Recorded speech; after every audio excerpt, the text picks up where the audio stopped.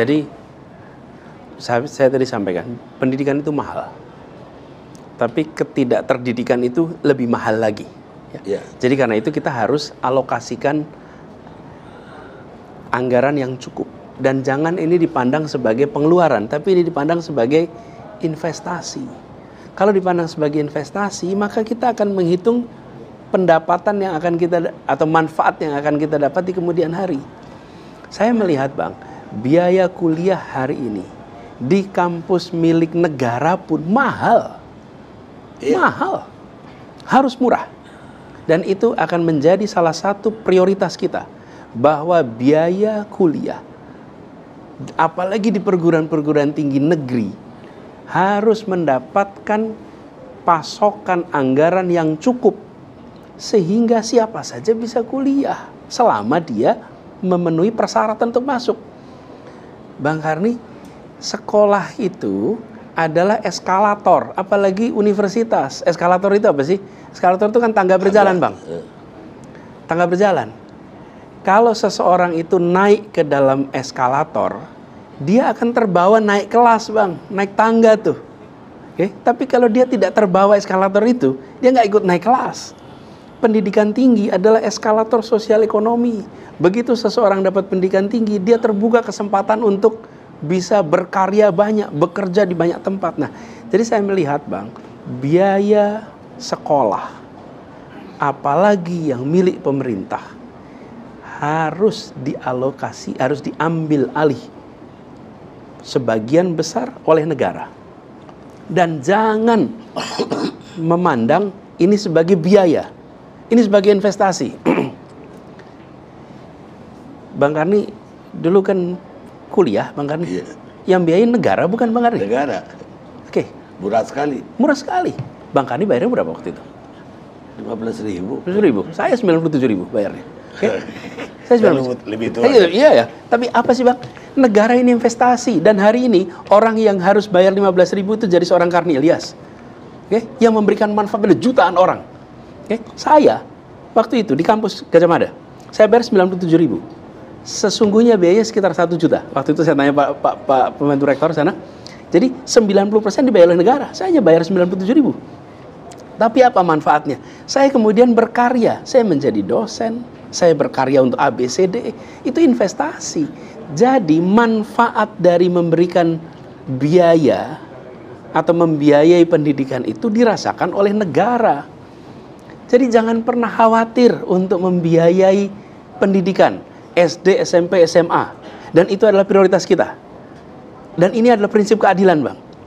Siapa dididik apa akan mendapatkan kesempatan apa besok. Siapa dididik di mana, duduk di mana, Bang, besok. Nah, jadi biaya pendidikan yang sekarang ditanggung oleh keluarga harus diambil alih oleh negara. Apakah 100% diambil alih? Tidak. Tetap keluarga juga punya tanggung jawab.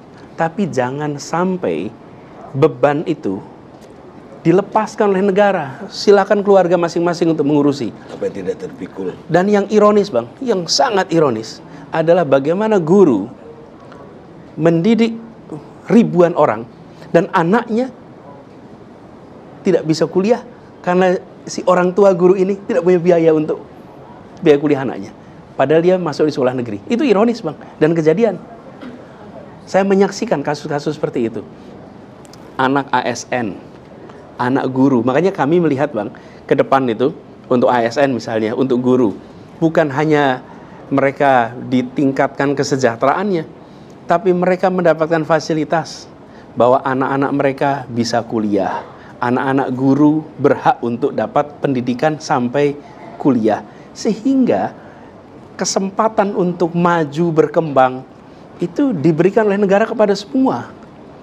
Jadi Bang, biaya terkait dengan pendidikan tidak boleh dipandang sebagai tanggung jawab keluarga saja. Kalau mereka mau kirim anaknya ke sekolah swasta, yang mereka pilih sendiri dengan struktur biaya ditentukan swasta, itu urusan mereka. Sebagai keluarga, sebagai pribadi berurusan dengan swasta, nggak masalah. Tapi negara siapkan SD, SMP, SMA, SMK yang cukup, perguruan tinggi yang cukup, lalu biayanya diberikan oleh negara. Dan inilah tujuan utama kita merdeka, Bang. Mencerdaskan kehidupan bangsa. Nanti mereka yang hari ini kita berikan kesempatan sekolah, kesempatan belajar, mereka akan menjadi pribadi-pribadi yang memberikan manfaat bagi negara di masa yang akan datang. Prinsip untuk mengambil alih sebagian besar biaya oleh negara ini penting sekali.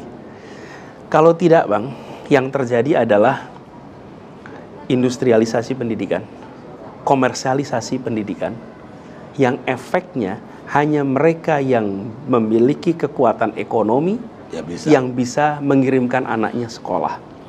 Padahal yang hari ini punya kekuatan ekonomi adalah orang-orang yang dulu dinaik kelaskan oleh negara. Karena mereka juga bukan siapa-siapa. Pada saat Republik ini merdeka, Bang, 95% penduduk negeri ini buta huruf, Bang. 90%.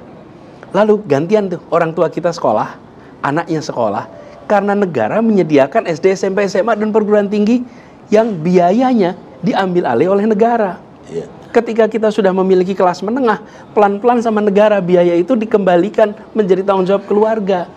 Ya, bagi mereka yang sudah kelas menengah, ketika biaya itu diserahkan, mereka sanggup. Lah, bagi mereka yang belum jadi kelas menengah, ketika ini dikembalikan jadi tanggung jawab keluarga, siapa yang sanggup?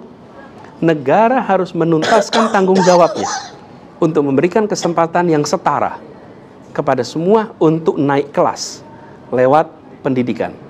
Dan itu artinya negara harus mau investasi, bukan hanya negara mengeluarkan biaya, tapi investasi yang nanti dirasakan manfaatnya di masa yang akan datang.